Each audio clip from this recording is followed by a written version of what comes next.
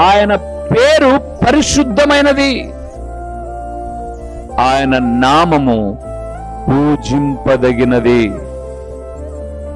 అవును ప్రియులారా, ప్రపంచంలో ఉన్న 700 కోట్ల పైబడిన వారికి ప్రతి ఒక్కరికి పేరుంది. పేరు లేని మానవుడు ఎవడు లేడు. ప్రతి ఒక్కరు ఏదో ఒక పేరు. నా పేరు రూబేను, మీ పేరు సోన్సో. మన పేర్లు గొప్పవి కాదు, మన వరకు మన పేర్లు మంచివే, కానీ మన పేరు పరిశుద్ధమైనదే ఉండొచ్చు, మన జీవితం అపరిశుభ్రమైనది. మన పేరు పూజింపదగినది కాదు. అవును ప్రియులు, ఈ లోకంలో చాలా మంది మంచి పేర్లు పెట్టుకొని ఉంటారు, జీవితం చాలా చెడ్డగా జీవిస్తూ ఉంటారు.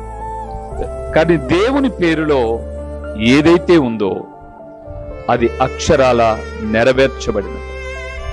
యేసుక్రీస్తు అనే పేరులో రక్షకుడు, అభిషక్తుడు. యేసు అనగా రక్షకుడు, క్రీస్తు అనగా అభిషక్తుడు.